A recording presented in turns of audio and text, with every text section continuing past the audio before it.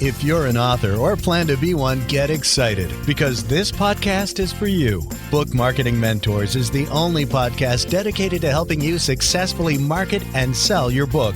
If you're ready for empowering conversations with successful marketing mavens, then grab a coffee or tea and listen in to your host, international best-selling author Susan Friedman. Welcome to Book Marketing Mentors, the weekly podcast where you learn proven strategies, tools, ideas, and tips from the masters. Every week, I introduce you to a marketing master who will share their expertise to help you market and sell more books. Well, folks, it's me. I'm my own guest, and I always have to have my dear friend and colleague, Jane Malucci, to be the host asking me questions because I find it so much easier than just to rant. So it's got a little more structure than that. Jane, welcome. Thank you for being here again. Thank you for always doing this so beautifully. Where are we going today, Jane? Well, you and I had a conversation about resilience the other day and how important it is for someone who's trying to market their book. But I have a question for you. I want you to please explain to me the difference between resilience and perseverance. Well, that's a good question to start with, putting it in perspective. Yes. And we need both. Perseverance, as I see it, means being very determined and having this continuous effort to achieve a goal despite facing difficulties and delays. I mean, I think about here in Lake Placid, we have Ironman once a year. And you've got those runners and they cycle and they run and they swim, not in that order. It's actually swim, bike, run. And they keep going no matter what, because their goal is just to get past that finish line, which is crazy, but my hat goes off to them because it's an incredible feat. I see that as perseverance, just keeping going. Whereas resilience goes that step further than perseverance. And that is, it's something happens, you have a setback, but you keep on going despite that. You adapt to the setback. I always think of, one of those inflatable dolls and they've got a weighted bottom. You hit that doll and it goes down and boom, it bounces back right up again. And I see that as resilience too. It's like, you're going to have setbacks. Whatever you do, there's nobody that has a smooth ride. I'd love to say that that was true, but it's not. You're going to have setbacks. You're going to have bumps in the road.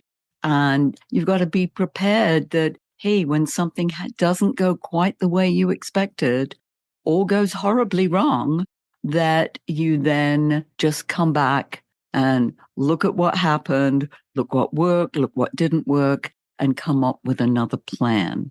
That's how I see the two. Does that make sense, Jane? Absolutely. I think that resilience is the ability to come back from something that's gotten in your way. Now, Susan, you've marketed so many of your books because you've published so many books.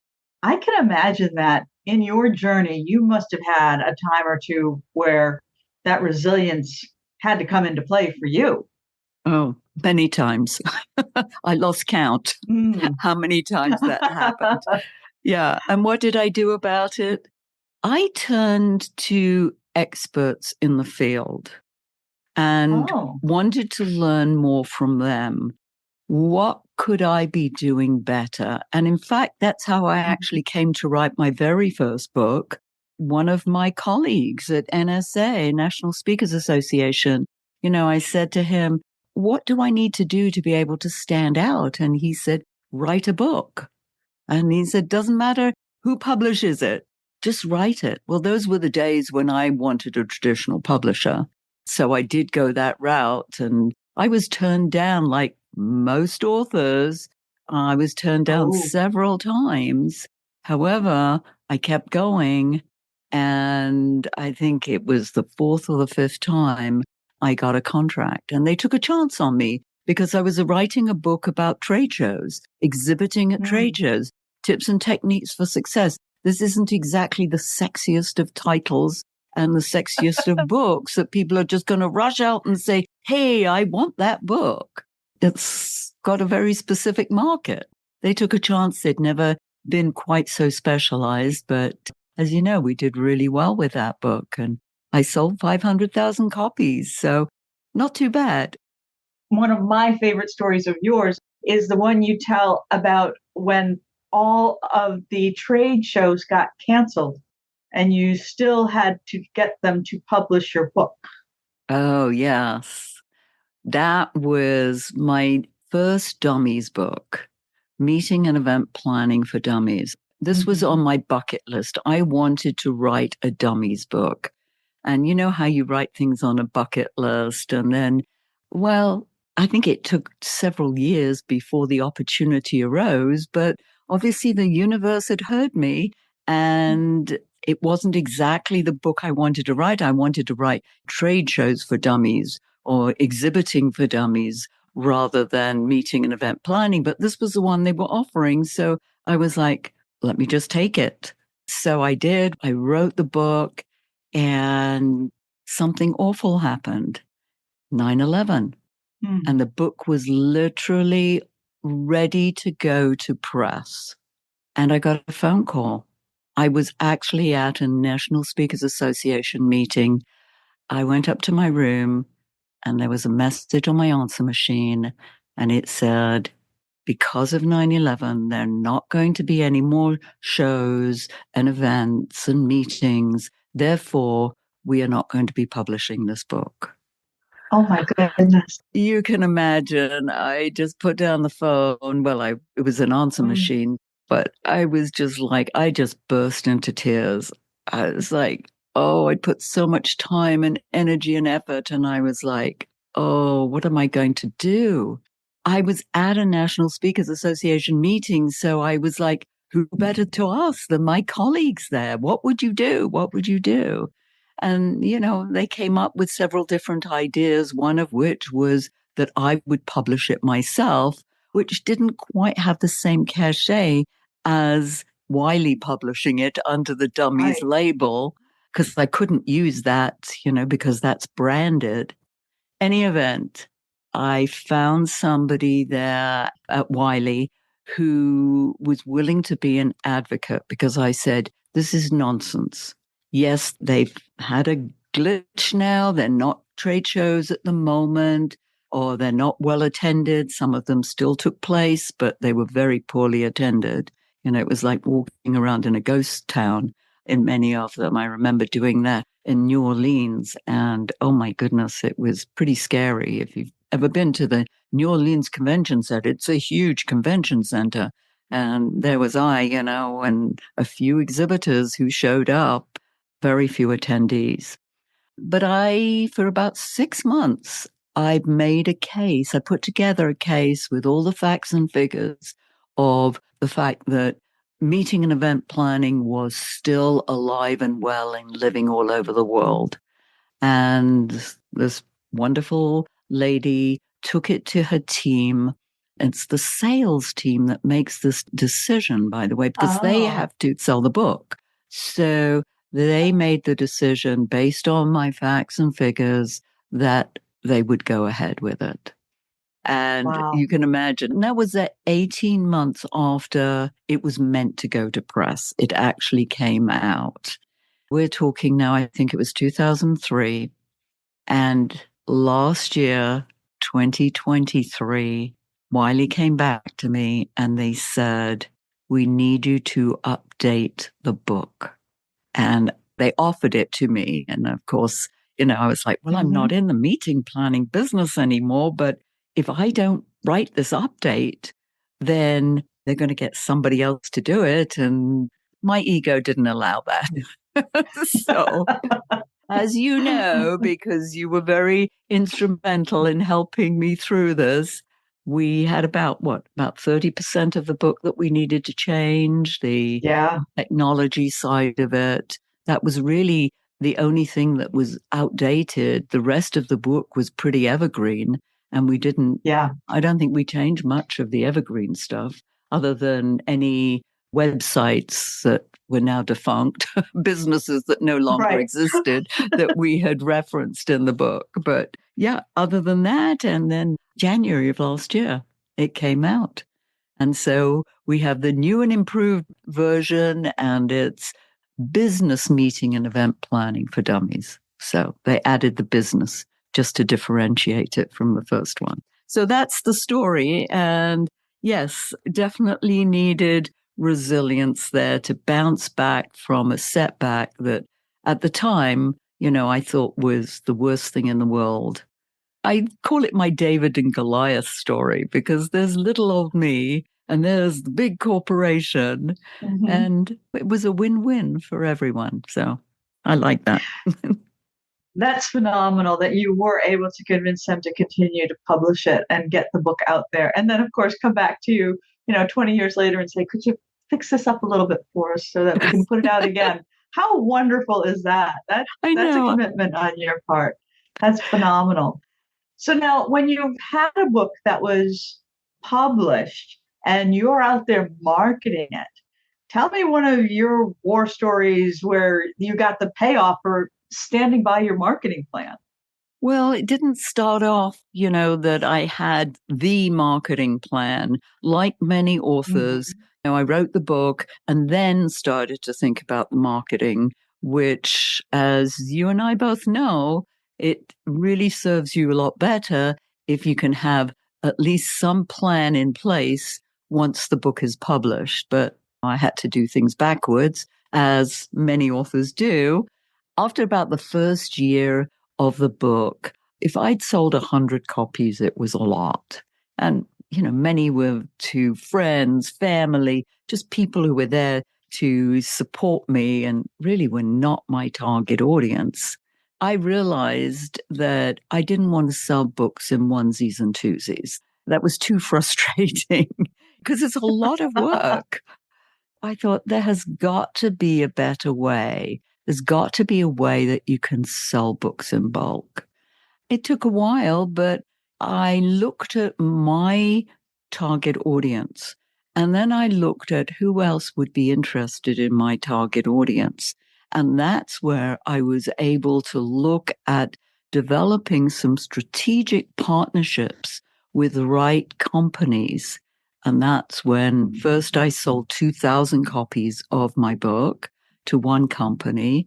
And then I thought, oh, this is going so well. I've hit the jackpot. Let me try it again.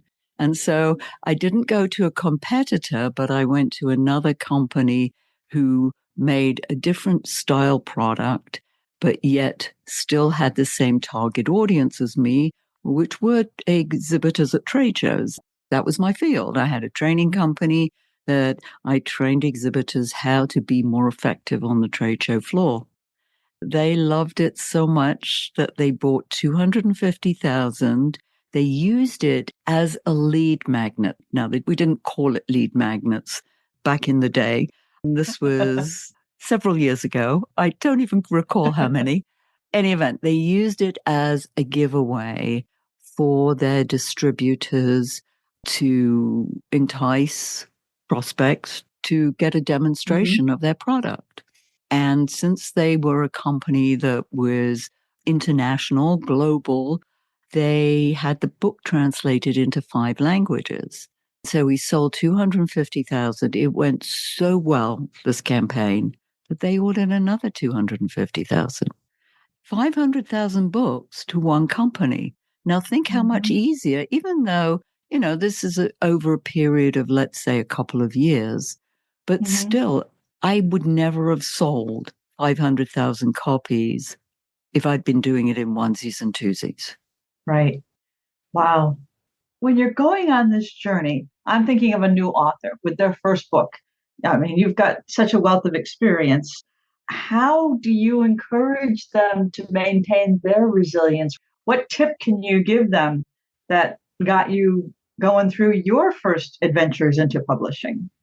You've got to be dedicated to the Mm. book, to your target audience, to your message. If you lose faith in, first of all, your message and your passion for the book, it's not going to work because you've got the most enthusiasm for what you've produced. In fact, authors come to me and they say, Susan, will you sell my book for me? Or do you know somebody who'll sell my book for me? I said, nobody is going to sell your book the way you do. You are the most passionate person about your book. It's your baby. You produced this baby. And now what are you doing? You're giving it to someone else to take care of? No, you've got to nurture it. You've got to feed it. You've got to water it. Just like anything in your garden, you plant a seed. You've got to look after that seed for it to grow. And the same way with the book. This is where resilience comes in, is who are you going to sell this to? Where is your market? Are you in a niche market? Because personally, I'm biased. Having written the book, Riches and Niches, How to Make It Big in a Small Market, I feel that niche marketing or niche marketing is what it's about, because you can go narrow and deep. And I know there's a lot of fears attached to that. People say, oh, can I be in more than one niche? And what happens if somebody out of my niche wants to buy? You've got choices. You can make decisions based on your choices.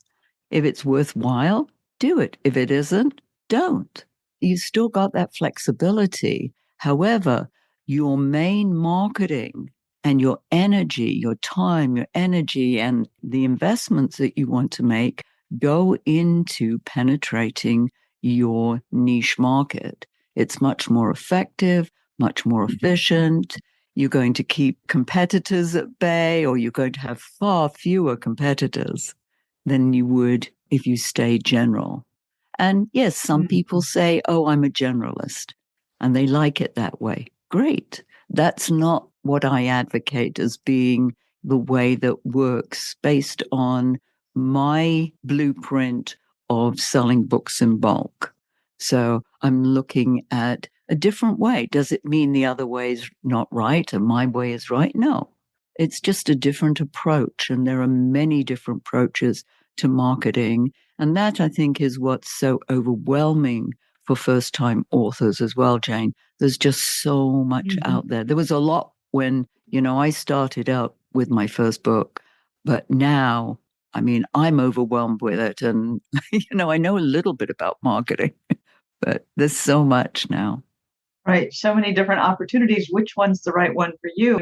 And I think you make that great point, Susan, that if you know who your audience is, then it makes it so much easier to identify what's the best way to communicate with them. And I think also you made that point about that's how you maintain your resilience too, is that you're confident that you've got the right path and that you're talking to the right people. You can keep finding different ways to approach them, but you know that you have seen that for you, it's worked because you know who you were trying to reach out to. Yeah. So looking back on this, Susan, what's the one golden nugget you would leave with these authors about resilience and marketing their books? Don't give up. Don't give up. It's worth it. Just keep going, keep trying different things. Look what works, look what doesn't work. And maybe if it didn't work one day, it might work another way. It's really trial and error. I don't know of a silver bullet, magic bullet that's just going to do it for you.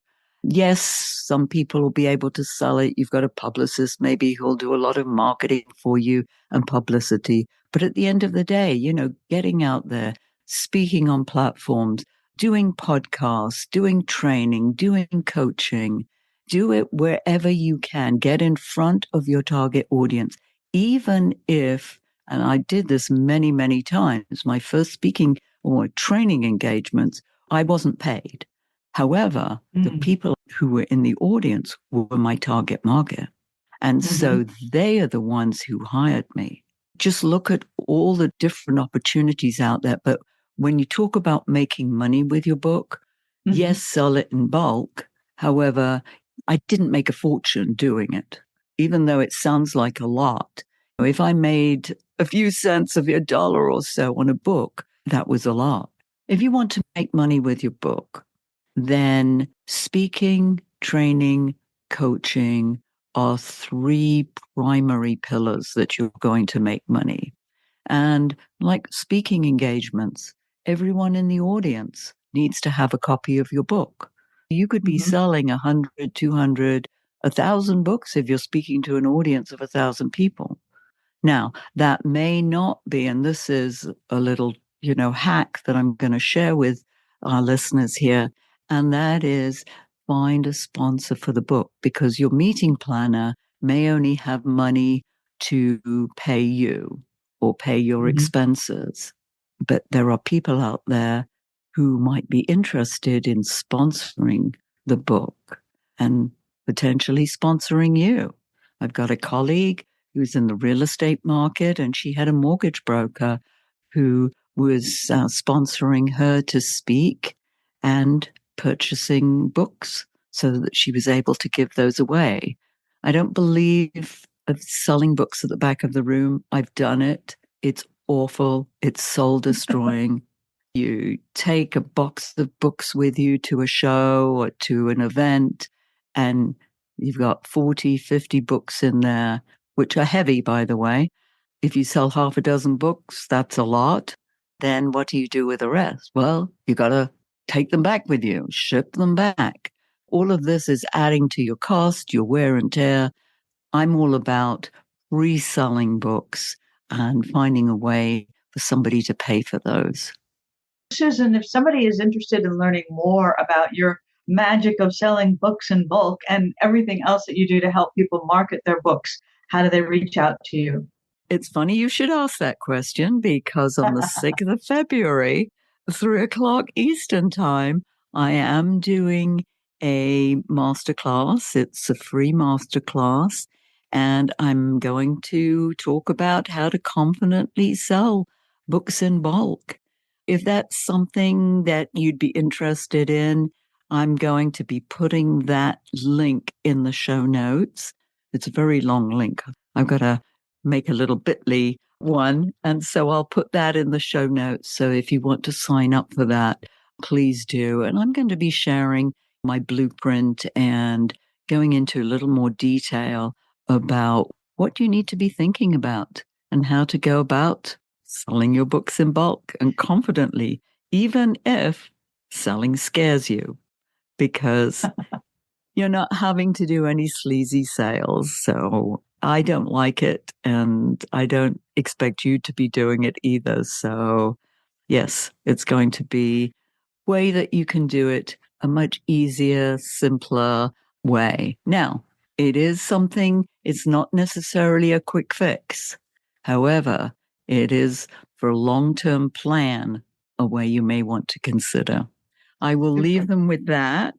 And just thank you for doing this again, Jane. You're so wonderful. My pleasure. It's so much fun. Listeners, I'll put the link in the show notes so that you can see that. And I hope that you got something out of this interview. I had fun with it, and I hope you have fun listening to it. And it sparks some ideas that you can use to sell more books. Until next week, here's wishing you much book and author marketing success.